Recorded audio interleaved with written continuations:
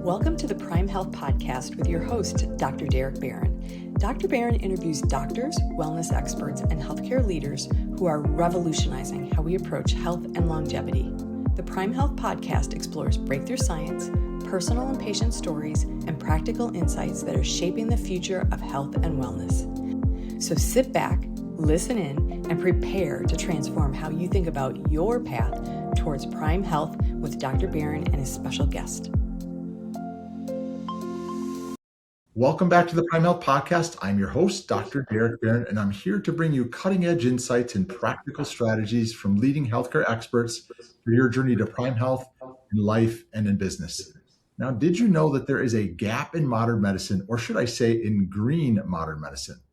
Cannabis is being produced at scale, sold at scale, but rarely explained with care.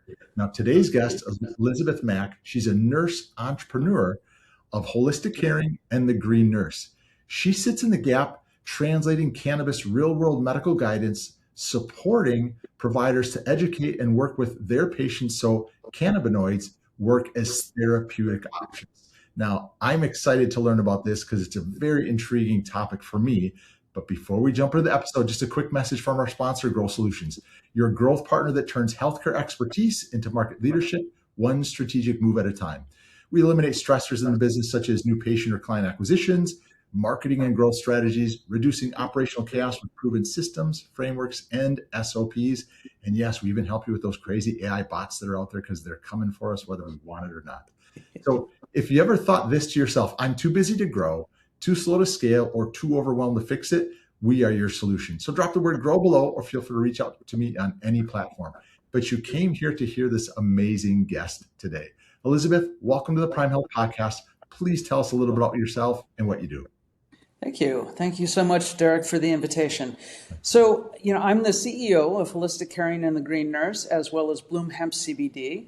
And our mission exists to bridge the gap between cannabis and plant medicines and conventional healthcare, which I've been a part of for the last 38 years as a registered nurse. We do this with, the ability to empower patients and professionals with education, nurse-guided care, and evidence-based cannabinoid protocols that can restore balance, reduce suffering, and improve quality of life.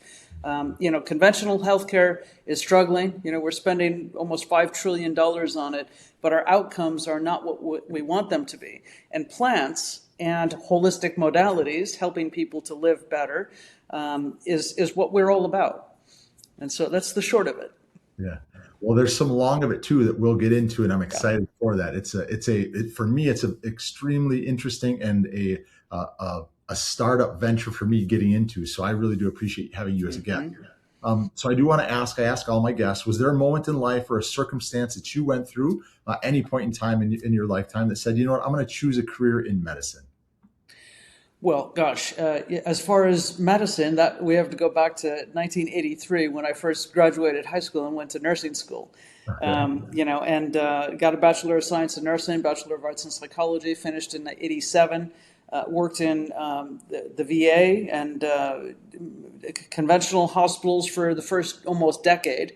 But I knew I wasn't really cut out for staying in direct patient care for forever. And so I got my MBA in healthcare administration, and then I spent the next 20 years in insurance companies. And so I was in managed care operations, clinical operations, general operations, and then sales. And my last corporate position was the regional sales manager for Anthem Blue Cross for the County of San Diego. And I oversaw all of the broker distribution for medical, dental, life, vision, all of the insurance plans that we were selling to finance America's healthcare. But what happened, how did I get into cannabis? That's, the $1 million question. And I like to bicycle, and I crashed. And so I had some injuries, and I needed surgery on my shoulder. And after the surgery, I went to my chiropractor's office, and I love my chiropractor. I was getting adjusted, and she goes, "You're doing good. Why don't you have my medical massage therapist work out, some of the kinks here and see if that helps?" So I said, okay. And so I went and had the medical massage in her office, and the woman, Denise, she was using cannabis in the oil. And I said, "Hey, what is this? It smells funny." And she said, it's cannabis. And I'm like, why are you putting cannabis on me? She goes, well, it's anti-inflammatory. It's going to reduce your pain. It's going to soothe your muscles and help you work in PT better and get back to that pre-surgical arm faster. And so I said, wow, sign me up and tell me more. And literally, as I went home from that appointment, the library was on the way. I stopped in, I got a bunch of books on cannabis and started reading them. And I said, why didn't anybody ever tell me about this? Because fast forward, I also found PubMed and started to read, more of the research on how this is an anti-inflammatory, how these compounds work. And then I also kept going back and getting weekly massages once I had the first one. And then she also gave me some tinctures and some CBD capsules. And once I started taking the CBD capsules, something really changed inside me. And I said, I don't need the ibuprofen as much. I don't need the muscle relaxants. I'm not as stiff. I'm not hurting. There's really something to this.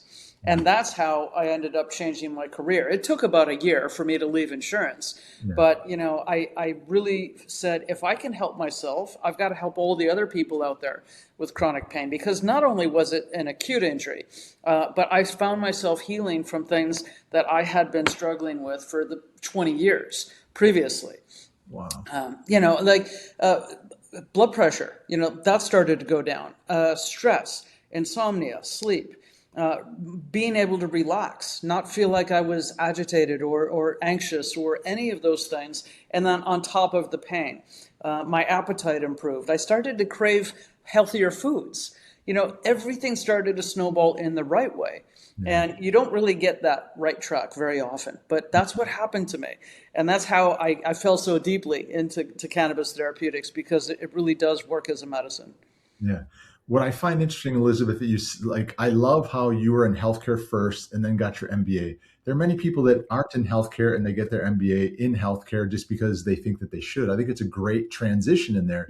And then you saw from underneath the hood of the car, working with insurance companies is what's going on. And then you unfortunately had to experience that life incident that turns out to be a good situation. Maybe you still have a little bit of pain from it here and there, but turned out to be a good situation because it was a true transition in your life. Mm-hmm. Yeah, absolutely. Yeah, no, you don't get a wake up call like that very often. And it was also, at a very important crux in my life where I had just become widowed. And the other thing is I was implementing the Affordable Care Act, right? We all know Obamacare. Yeah. And so brokers were yelling at me. They're like, you're raising our premiums, you're cutting benefits, you're making everything all complex and doubling compliance. And cutting commissions, and it's like it wasn't happy days, right? Yeah. And so when I looked into cannabis, and then I started, and mind you, this is 2015, so this is the beginning inklings of the cannabis industry in San Diego, where I lived for 30 plus years. And I'm in Palm Springs now, but I started to interact with the industry and found people are making medicines. This is one of my taglines. People are selling these medicines, but nobody is interpreting clinically how to use cannabis as a medicine. And that's what I set out to do. Yeah. Well, I'm glad you did because it's helping educate me. And it sounds like you're educating a tremendous amount, which we'll talk about in some of the businesses. But I do have to ask, what is, in your opinion, and I'm sure many more, what is so special about the endocannabinoid system and really the way plant medicine can bridge that gap between conventional care and then cannabis itself? Well, when we think about our 11 other body systems, right? Our circulatory, our endocrine, our neuromuscular, all of them, they all have the endocannabinoid system sitting on top of it. And so the endocannabinoid system, in short, is a regulatory system that regulates all of the other 11 body systems, along with our immune system, our neurotransmitters, all of our signaling in between cells. And it does so through retrograde signaling. And I don't want to bore people, but think about normal neurotransmission. It goes from the presynaptic to the postsynaptic. Well, endocannabinoids are released from the postsynaptic to go back to the presynaptic to plug in to the CB1 or CB2 receptors, the cannabinoid receptors. And what that does is generally downshift the stress response, downshift inflammation, cytokines, all of the things that are causing problems, so that we can come back to balance at the cellular level. Now imagine that in the brain, imagine that in the shoulder, imagine that in the gut, imagine that, wherever it is in the body. And what happens is, as we age, the endocannabinoid system becomes less efficient. Also, our diet. We're not eating healthy fatty acids, which are the precursors to forming the endocannabinoids. And then the receptor tone is also implicated in aging, and some of the chronic stress, pharmaceuticals, all of the things that we're putting in, are not doing us any service. And so anyway, there's this system that cannabinoids from the plant plug into and help us restore balance. And this is all new science. I mean, if you go back to the 60s, back in 64, THC and CBD were identified in the molecular structure. And then they started to tag them with radioactive, imaging, and saying, where does this go when we put these compounds into the body? And they put people in scans, and they said, we light up like a Christmas tree. There are literally CB1 and CB2 receptors in our entire body, almost on every one of our cell membranes. And so they're kind of like, the wide receiver saying, hey, I'm open, give me the ball. But if we're not able to make the endocannabinoids, then we're deficient. And if we're deficient, then we fall further and further into chronic disease and pain states. And so what we want to do is keep this toned, and the best way to keep our endocannabinoid system toned is really with good, healthy diets, whole food, nutrition, rest, good sleep, and movement. When we have cardiovascular exercise, that is the best way to keep the endocannabinoids going and to create new ones. In fact, anandamide is released when we are in moderate cardiovascular exercise. And ananda is Sanskrit for bliss. And this is our first endocannabinoid identified back in 1992. 2-AG came in 95. But we're hardwired for this plant. And what people don't know is that, if you supplement with these phytocannabinoids, these plant nutrients, then we can bring our body back into balance and therefore start to make real headway on the other conditions that we're managing.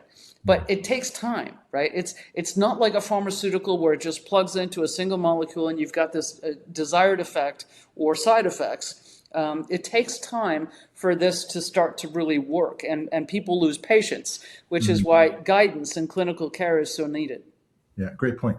So we'll get into the guidance and the clinical care here in a minute, but basically, if I'm hearing you right, this exact system is sitting out there waiting to be utilized. Whether you are, no matter what you're doing yourself, like all of us have it. We just we aren't implementing something to allow it to use it for its fullest potential in ourselves. Correct.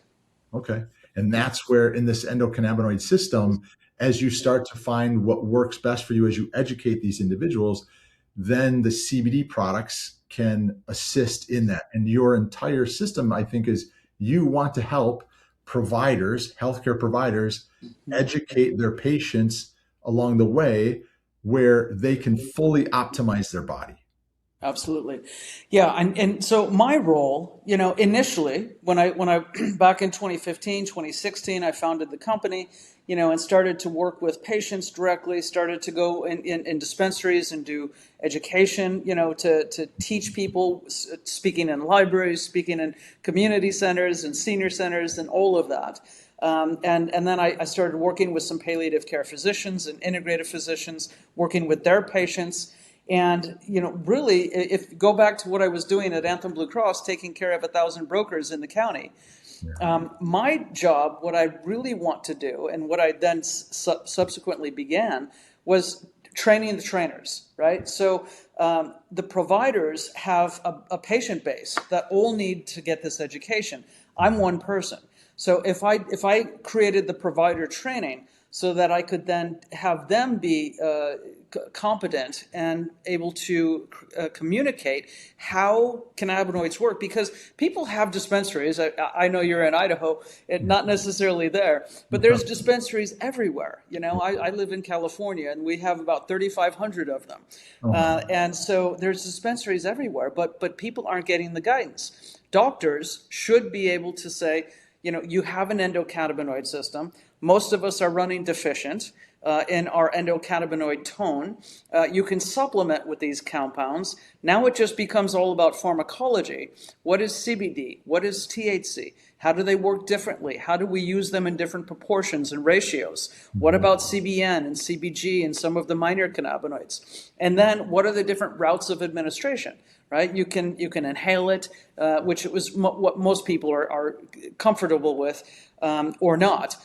Most people want to smoke pot because that's getting high, but that's a whole different segment. We don't talk about the recreational approaches. It exists. It's never going to not exist. It's always been here. But what has happened is that you have all these other routes, right? So dose forms in tinctures, the drops that you can put under your tongue, and you get systemic activation right there in the oral mucosa, and then you swallow it, goes through digestion. Then you've got capsules and soft gels, you've got gummies, you've got topicals that you can use, just at the localized level. And a lot of times I tell people you need something on the inside systemically and the outside locally, so that you have inside-outside benefits. There's patches, there's vaping, and if people want a vape pen, they should get a 1-to-1, so you have some CBD, so you're not using too much THC, because THC is the psychoactive component. And our slogan, one of them, is "Heal without the high," because people don't want to be high. None of our clients want to be high. They all say, I want to be better, but I don't want to be high. So how do I do that? And that's what we do. We help them put together a toolkit so that then they can go and be proficient, in their own self-care, smarter, stronger self-care. And so providers have to provide the basic education with respect to what I just elaborated on, plus the safety considerations, how to use it with pharmaceuticals, when to take them. And on that note, I always tell people, take the pharmaceuticals first, allow them to metabolize a little bit in the body. An hour or two later, now you can use your cannabinoids internally, systemically. Really, then it's all about tracking and gauging cause and effect. And when I set up tracking logs for patients, we're looking at memory, mood, pain, sleep, anxiety levels, focus, concentration, and sometimes blood sugar, blood pressure. And you want to look at them as gauges, right? So on your pain, 1 to 10, where are we starting at? And then, where are we at now? And then let's look at some of the other indicators to see, are you using too much THC? Are you dopey and sleepy and your short-term memory is not working? Or are you good? Are you able to focus and have creative energy? So it's a dance. And so we teach people this. And of course, you have to slow down to really tune into the body. And the provider has to not just look at objective data, right? It's not like, I put you on a blood pressure medicine and I'm just, checking the numbers in 3 weeks. This is different. Right. Elisabeth, if somebody smokes / inhales marijuana, they get their benefit, if you wish, but then the CBD product gives a completely different benefit, right? So there's two of them, because I think most people will think of, you kind of mentioned it, but the misconception of, I don't want to get high, I want to benefit without it. And that's where the CBD products come into play more so. Exactly. So CBD, so there's two main components to the plant. There's THC, which is the psychoactive component that alters your senses, changes, mood, your memory, your motor functions, perceptions, sensations. Everything becomes, funny, more crystal clear, etc. You go outside and nature looks different. So there's THC. But THC also has incredible therapeutic use, and it's a direct agonist plugging into CB1 and CB2 receptors throughout the body. So we want THC, but in small doses. And you can use it in subperceptual amounts, which will not cause any intoxication or high. but it will still be therapeutic. Now, CBD is the other component. That is the non-psychoactive part of the plant. And CBD is an anti-inflammatory, it's a neuroprotectant, antioxidant. When we think about, what it can do is limiting some of the inflammation, reducing some of the cytokines, in hot red joints that are painful to people. It can help with neuroinflammation in the brain when we have depression or dementias or neurodegenerative conditions. It can help as an antioxidant. Think about like the rusting factor of metabolic systems in the body, or especially in the brain. And that's why it has a patent on it. In fact, in 2003, the U.S. government issued a patent on cannabinoids as neuroprotectant antioxidants. And that is to prevent and minimize decay and damage in ischemic insults. So think stroke, think CTE, think about some of the other things. This is where cannabinoids can be extremely therapeutic. And most of that is all CBD, right? CBD is what I call the medical miracle. THC, we want to use strategically and target it. But CBD is the blanket that everybody should be having. And the problem is, think about the commercialization of the industry. The cannabis industry, started on the backs of patients, starting with solving the problem for patients, starting for people with cancer and chronic pain and autism and epilepsy. And epilepsy, so we have Epidiolex, that is an FDA-approved version of CBD. And it's 60 plus therapeutic effectiveness with respect to seizures, especially the refractory ones like Lennox-Gastaut and Dravet syndrome. And so, CBD is extremely therapeutic, but what happened was the industry diverted from that. And it really became all about recreation. It became about social equity issues. It became about, repairing the war on drugs. It became about, the harms in society from all of that. And then just the normalization of adult use. And so adult use, now there's consumption lounges, which is good. People are using it as an alcohol replacement, and a harm reduction away from other drugs, illicit drugs. People are, not using cocaine. They're weaning off opiates. They're weaning off benzodiazepines, and they're not drinking as much. And it really is good for that. But we've missed the medical miracle of what CBD and the minor cannabinoids can do.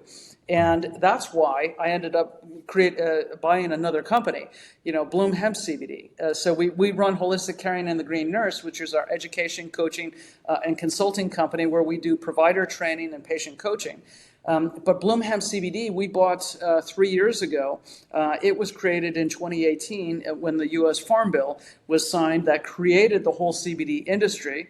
And they ran it for several years until they created Bloom Distribution to focus on, white labeling for a lot of different brands. And so we ended up acquiring Bloom Hemp so that we would be able to have the pharmacy component to our ecosystem.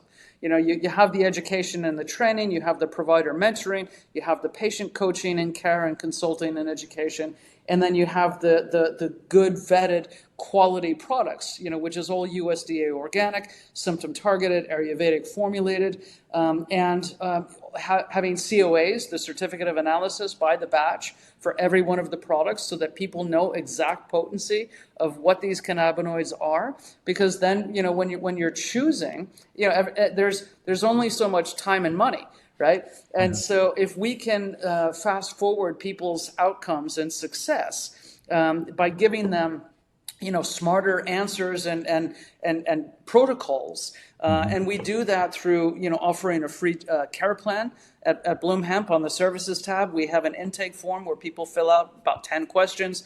They submit that. We send them back a treatment plan the next day. Here are some of the product recommendations along with the rationale, some of the research to substantiate why we might suggest this for that condition. And then, we offer a free nurse line so that they can call in and say, hey, here's what I'm noticing 3 weeks in. What do you think? How do I adjust my flow? And so, we really, remember, I came from an HMO, right? So, running the cannabis, like an HMO, like a managed care model, is really what I'm all about, which is why I need to train providers so that we can continue to scale. Yeah. Well, that brings me to this point. So you've sold me on the fact that almost everyone should be using some type of a product that deals with CBD because of the cannabinoid system that's there. Why not take advantage of it? So we need providers that are in healthcare that are out there that be that go-between for what you do. So I'd love for you to go maybe a little bit deeper on holistic caring and the green nurse and exactly how that you use your company to educate healthcare providers for them to reach more masses on how they can implement this into their bodies, into their practice, I guess. Absolutely. So thank you. So holistic caring and the green nurse, when I started, again, remember I was doing one-on-one patient care and community coaching. But what happened was COVID, right? Everything shut down. So go back to 2020 when we couldn't be in public and, you needed 10 feet between you at the Trader Joe's line, Right. and so what happened was I met an educator, a master's in education, and I said, I have all of these beautiful presentations and details in PowerPoint and Word documents. Let's put it all together into an online system so that we can then, set this out. Instead of just San Diego County or Southern California, we could make this national. And that's what happened. So now we have cannabis health coach programs where for nurses, remember I'm a nurse, and so I became a provider for the Board of Registered Nursing in California. So we could issue continuing education units to nurses, but all providers of all stripes can go through these programs. And it contains, starts with the history, then of the endocannabinoid system and cannabis itself. It's been used as a medicine since 5000 BC, back in China, etc. So we elaborate on all of that. And then we elucidate the endocannabinoid system and paint the picture of the research and how it was all discovered. And then we go into the pharmacology and then the products and the different routes and the basics of dosing, the medicalized approach, and then the risks. And the side effects and the contraindications. And, there are certain people that should not use THC. So, for instance, people with psychosis, bipolar disease, unstable mental health issues, unstable cardiovascular issues. They should not be using inhalation, but low doses of THC is fine through oral routes. But you have to acclimate to that. Another thing is, you can introduce THC in very small amounts and then stair step up. As the body gets tolerance, it's able to take it so that, at some point, if somebody has cancer, and you need high doses of THC because THC is the one that can trigger apoptosis, can help those cancer cells turn off and erode tumors and get those to shrink. It's anti-proliferative, anti-metastatic, and inhibits angiogenesis. And so we can starve those cancer cells and start to treat cancer patients. And it also helps stimulate appetite and it limits nausea. It's an antiemetic. It's great for pain. It's great for insomnia. So imagine a cancer patient with 10 different pharmaceuticals.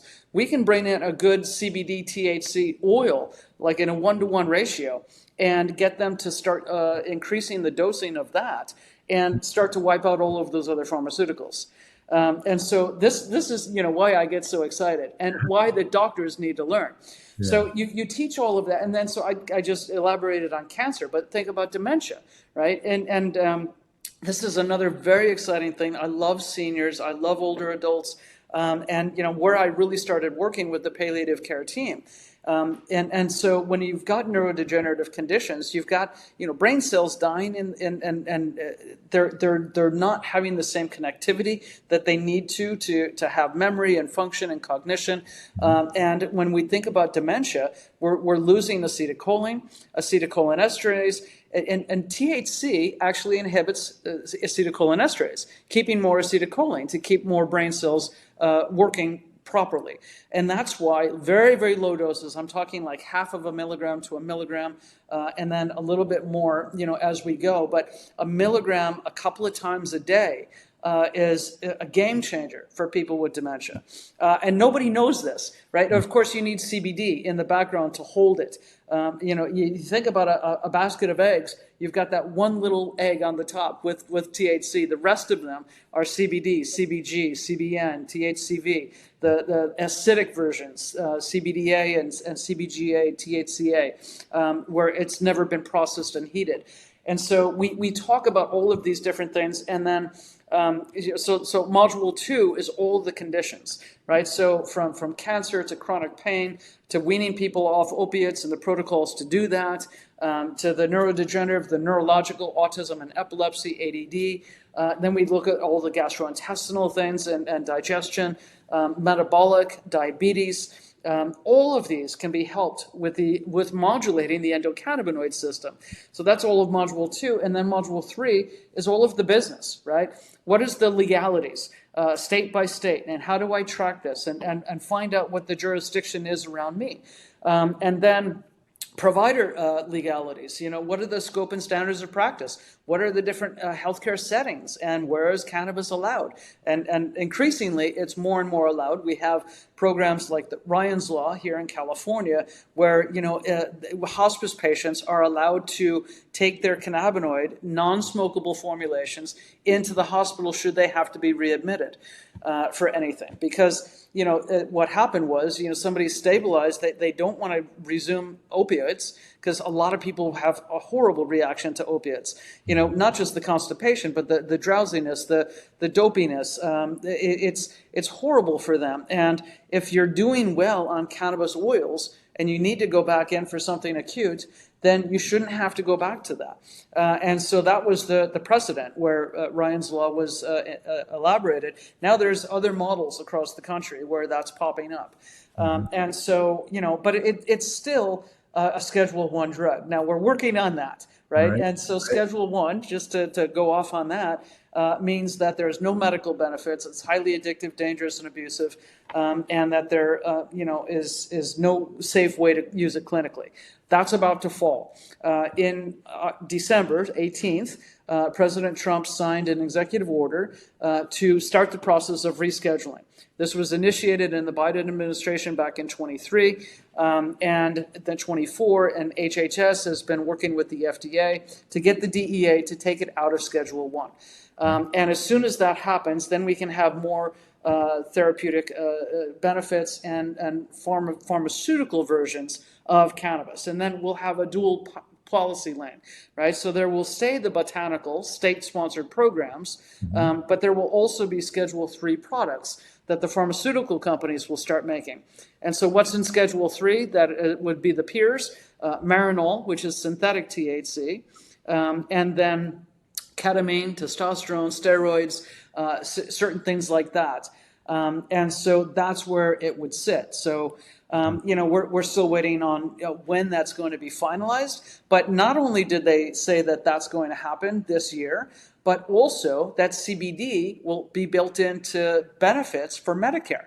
So CMS is looking to increase a benefit of CBD for certain conditions. They haven't elaborated yet on what those are, but we're very excited to stay up on that legislation. And I post all of this in the network that we have all of our programs in, where we have a community and dialogue and a feed. It's all private, off social media. And so it's like a Facebook for cannabis medicine, which is what we've created. So everything's in the network, and so the module 3 talks all about the legalities and where we are on things, as well as how to get involved and how to get a license, how to and involve yourself in the industry, where the jobs are, where the different consulting aspects are, and that sort of thing. So this is my life work to create this, as you can see. You're very excited, as we said before when we spoke before, which I think is fantastic. But it seems like you have the educational system of providers and almost like a partial business in a box, as you're telling them that listen to us, we'll help you go through this. So that brings me to the question, Elisabeth, you're a nurse, you educate nurses. Are there other types of healthcare providers that can take advantage of your program? Absolutely. I have physicians, acupuncturists, chiropractors, naturopaths. There are so many different people in the network. But, it is... Think about the other thing. The American Medical Association is generally still thinking of cannabis as a drug of abuse, right? And why? Because it's been stigmatized and prohibited for about 100 years, since 1934. And then you've got all of these recreational markets that are selling high potency THC products, and you've got all these youth that are using it excessively. And coming up with cannabis hyperemesis syndrome, cannabis use disorder, etc. They're not using it in a medical fashion. And so the doctors are still saying, hey, this is a problem. They're not looking at it from the lens that we're looking at. Now, the other thing that happened is September 27th, 23, the American Nursing Association deemed cannabis nursing a specialty. So there was a document that was written called the Scope and Standards of Nursing, of Cannabis Nursing, and it was approved by the ANA. And now they're working on creating board certification, just like you have for palliative care and psychiatric care and cancer care and all of this. There will be cannabis care that nurses are going to be able to sit and get board certified for. Our training is teaching to that level, to train nurses. And so our focus should be nurses, but there isn't a whole lot of other programs that are, training providers. Mm-hmm. So of course we train everybody. There is Medical Marijuana 411 run by Ethan Russo, and he is a famous neurologist and MPH.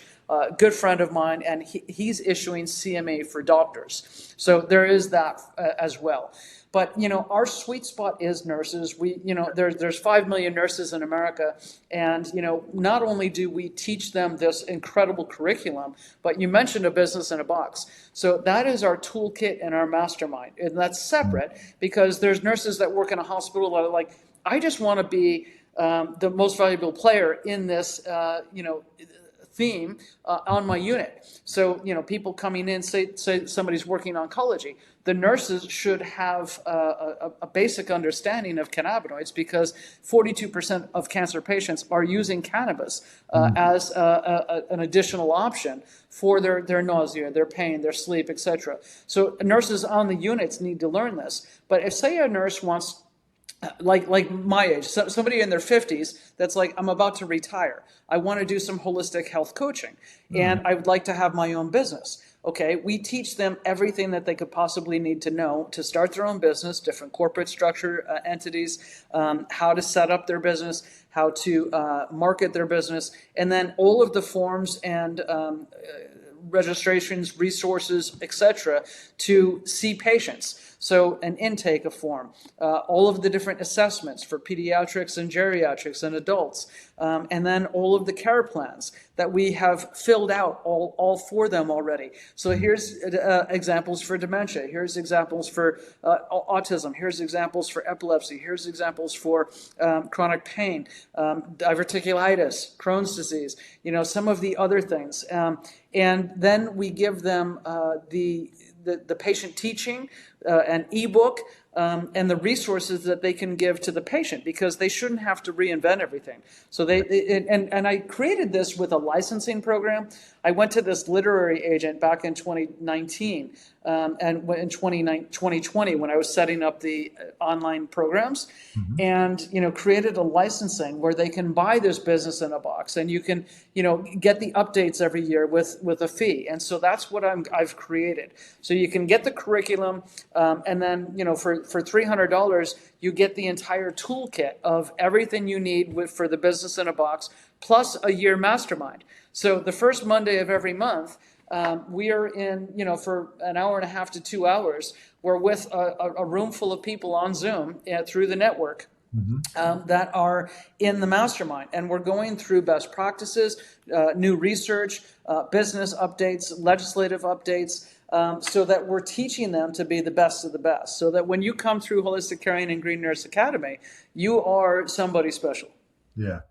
So I mean, it's so in depth as to what you're doing. It's inclusive, educational. I love how there's coaching inside of that and allowing it to help patients. But I do want to come back to the point that there are some people that are still caught up in the stigma of it's marijuana.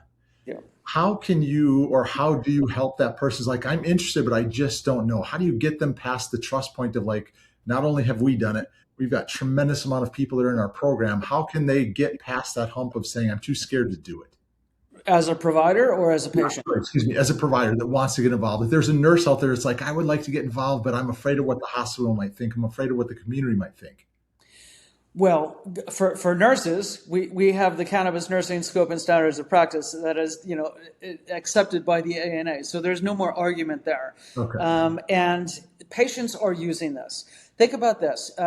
We've personally seen over 6,000 patients that have come through our practice in the past decade. And so we have incredible outcomes. We don't have them all tracked, but we're starting to create a relationship with another company that is doing data tracking. And the data is then taking health plan utilization data and pharmacy data, where we can track people that are using opioids and benzodiazepines and all the other things that we would rather them not use, and then taking those same patients and parlaying that data with the MSOs, the Curaleaf, the Trulieve, some of the big providers of cannabis, and taking the encounter data and from the POS data, the sales data from the dispensaries, and matching that. And so data is really going to help providers to be able to do this. Rescheduling, when that's finished and it's a Schedule 3, no longer Schedule 1, that will crush stigma, because now people won't have that fear of retaliation or losing their license or anything like that. Take on top of that, 50 million people in America used cannabis in the past year. So 50 million people. We're at 342 million people now in America. So a good chunk of them are using cannabis. So don't you want the value differential of a provider in the know? Don't you want to be somebody that has the answers for these people instead of somebody that's holding up a sign and blocking them? Yeah, it's almost like, and I don't know much about the dispensaries that are out there, but anybody can go to it. Not only as the provider that you educate, so when they're there, they can educate their patient, a friend, a family member on this is what you go through in that process. Because I think people are, if you look at what's happening at a dispensary, they think it's just somebody that's going there to get a high from it. But inside a dispensary, there's so many more options in which you teach. This is how, if somebody comes in with cancer, a degenerate, joint problems, if they come in with dementia, if they come in with gut problems, here's how you can help them. It opens up a whole new opportunity for the provider. Exactly. And we not only teach them, the how and the why, but all of the research that is, within the past 5 to 10 years.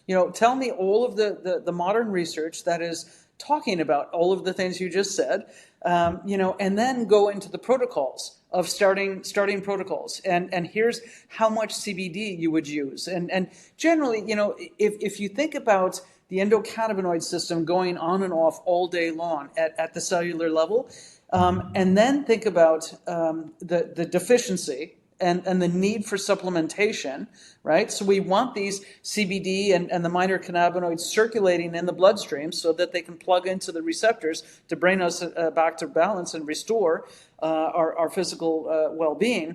And then think about the different onset and duration of the different products. So let's just take a tincture, right? So if you put drops under the tongue and you let that melt in and it's absorbed right into the oral mucosa, you've got an onset of about 15 minutes and then a duration of about 4 to 6 hours. So now think about, okay, when that wears off, you want to dose again so that you can continue to keep these compounds in the system. And so now we're looking at breakfast, lunch, dinner, bedtime. It's not rocket science. Just take in a little bit of CBD, breakfast, lunch, dinner, bedtime, and watch how you start feeling more at ease and some of these chronic conditions start to ameliorate. And same thing with capsules, right? And so or gummies. You've got a longer onset, an hour or so. And don't ever redose if you take it and you're like 20 minutes later I'm impatient and I don't feel anything. That's how people get into trouble, because then they stack the dose and you've got a really boosted absorption, which can make that 10 milligram gummy feel like 20. And so we don't want to do that. But the good thing about something like a gummy or a capsule is a long action, right? So a long duration. And so instead of 4 to 6 hours, it's more like 8 to 10 hours, depending on dosing, of course. But, that's why we have inhalation. So go back to that one-to-one vape pen. You've got somebody that, or dryer vaporizer with CBD flower. So they can take a couple of puffs of something with, higher balance of CBD than THC, and that's your short acting. Right, so now you've got immediacy because it goes right into the lung, straight up to the blood, the brain, and crosses the blood-brain barrier, and then it can distribute through the body. And so you've got the short acting and the long acting, and this is what I teach people in pain management, that are really managing severe chronic pain, and we can literally take half the dose of opioids within a week. With some of these programs, and walk people away from opioids. There are so many people that are finding their freedom from that, and that is, we've lost 75,000 people just last year from opioids, and it needs to stop. And cannabinoids can be something that we can really use. Yeah. So that tells me that people are searching for options instead of just the opioids. So an opportunity for your business would be pain medicine physicians as well, correct? Mm-hmm. Yeah. Yeah. Yeah. Okay, I'd love for you to share a success story of, let's say, I was of a nurse coming into the program, of how it's helped them, their patients, their business. Well, gosh, we've helped so many nurses, but that is really where my heart really opens, and seeing the nurses coming through the mastermind. I have a couple of different examples. Kathy just told me last month in the mastermind. That she's in Kentucky working with a brand new dispensary, and it's vertically integrated. And what that means is that they're cultivating, they're growing the plants, they're manufacturing, and they're selling in the dispensary.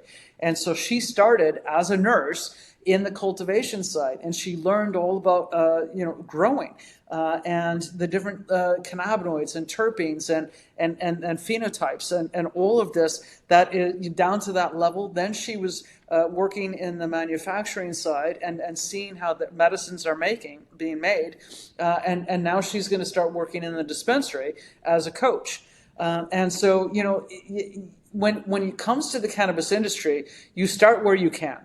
Right, and it doesn't even matter if you're making $15 an hour, because you're getting in on an opportunity that is going to continue to grow. And if you keep putting your hand up and saying, I am qualified to do the next and the next and the next, then you're going to be the most valuable player in that team. I have another nurse, Carrie, in Long Island, New York, and she actually is a survivor of breast cancer. She started to use cannabis as a therapeutic option for herself during chemotherapy, and said, wow, this really helps. She found out, she took our programs. Now she's teaching other nurses in oncology, where she's working at the hospital. She's phasing out, semi-retired.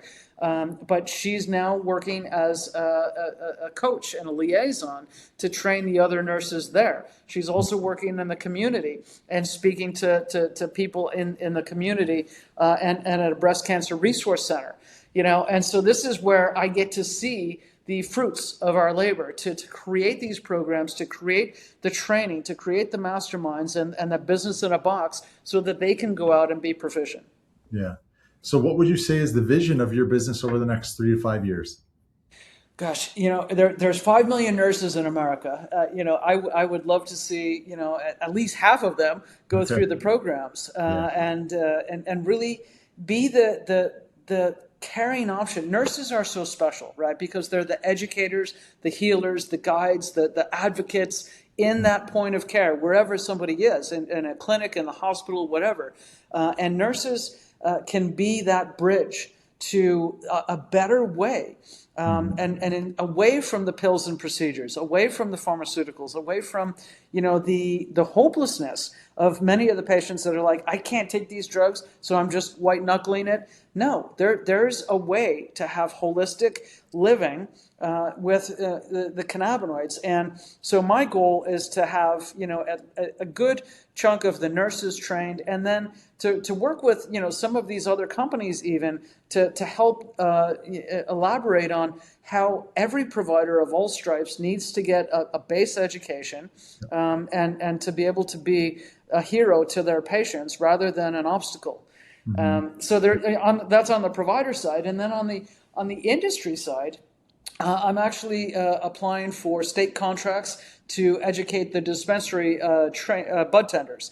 We call them bud tenders. It's like a bartender, but it's in the dispensary. But like for instance, in Minnesota, they're going to require that the bud tenders are going to be certified medical cannabis consultants. And so they're going to have a much higher threshold of minimal education so that they can support patients. Not as a provider, there's a firm line that you don't cross to practice medicine, because no bud tender should say, well, here's exactly what you need to be taking and how and the dosing. But they can give them general parameters and how to begin something that is sane, that is more tailored for them, and to keep them safe. So I'm also working to expand that. Okay. You're busy. That's for sure. So I want people to be able to take action from this podcast, whether they are, general population or a nurse, a chiropractor, a physician. I'll share all of your links for everything that this goes to, but how would you like people to reach out to you to learn more, especially about your trainings that you offer and the mastermind? Yeah, so just go to holisticcaring.com. Email us at info@holisticcaring.com. That comes right to me or to our staff. When you go to holisticcaring.com, right on the homepage, there's a little button that says join the network. And that network takes you right into the community. You can join the free programs. We have an introduction to cannabis that's free. We have ABCs of CBD that is free. We have the community. We have a plant medicine support group that meets the last Monday of every month. And that's all at no cost. And then if you want to purchase programs, then you do that on the website. There's professional programs, patient programs, and on the homepage also at holisticcaring.com is a video where I created talking about healthcare 3.0 and cannabis 3.0, how they're coming together and merging, and what our future vision is for cannabis therapeutics in healthcare. And I give a tour of that big program that I was talking about, the Cannabis Health Coach program. Right. So that is all on the website. So holisticcaring.com, 2 C's in the middle. That's the best way to find us. And then on the CBD side, if you want to just explore some of the best CBD in America, it's bloomhemp.com. And bloomhemp.com, and then you can click shop now, go in there and look at all of the different products. There's 23 different SKUs, 30 different products in different potencies. And then the services tab has the intake form where you could complete that. It comes to us. We'll respond within 24 hours with a free care plan. And a provider can do that and just test the process and say, here's from my mom, or whatever. There's so much we're coming to the end here, but there's so much more that we can discuss for sure. We'll end up putting together another show that allows you to highlight specifically a few segments of this. But last 2 questions here, if I could, Elisabeth. Being a nurse, being in healthcare, being in this CBD component, how it's changing people's lives. If you could give us one piece of advice that would change our health in a positive way, what would that be? Well, start at the root, right?